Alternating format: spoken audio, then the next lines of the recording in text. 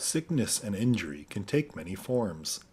While a broken leg may be a very noticeable and at times horrific injury, something like cancer can be undetectable in plain sight, but in the end, far more malevolent and often require a more invasive cure.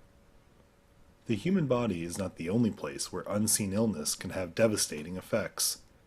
Economic conditions, like those in Europe after World War II, made life incredibly hard for many Europeans.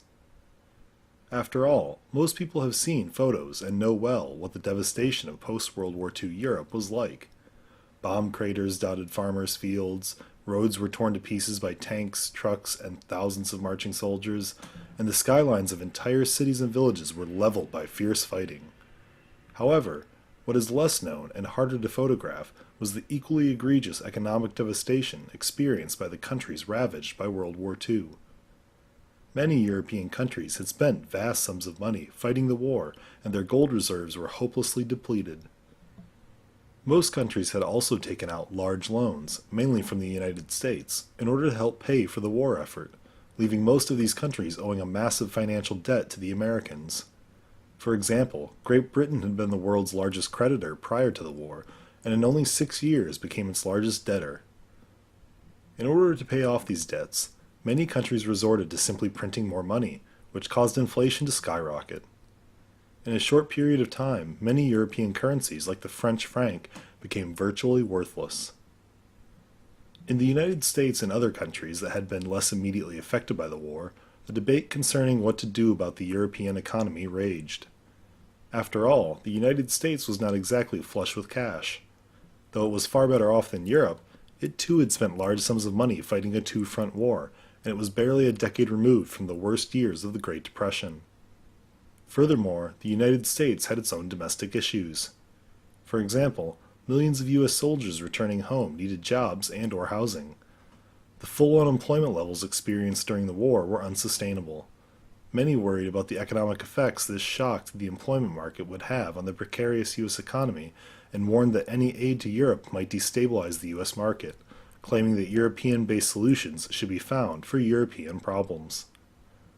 In the end, the U.S. government decided that the European economic tailspin required outside aid to be stopped.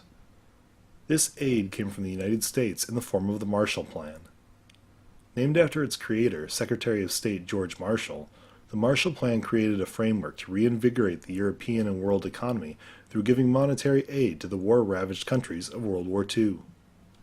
The offer was extended to all countries debilitated by the war, though the Soviet Union and those Eastern Bloc countries under Soviet control eschewed any foreign aid.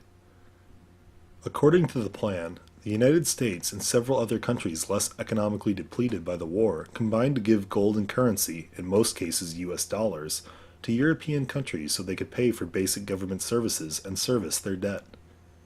This aid was given without any repayment requirements. The aid had immediate impact on war-ravaged Europe and Japan, and within only a few short years most countries' economies were producing goods near or even exceeding pre-war production levels. Though repayment of this aid was not required, there were strings attached which affected the wider European and global markets. Indeed, in accepting US dollars, many European states were required to remove tariffs which protected domestic markets from cheap US imports.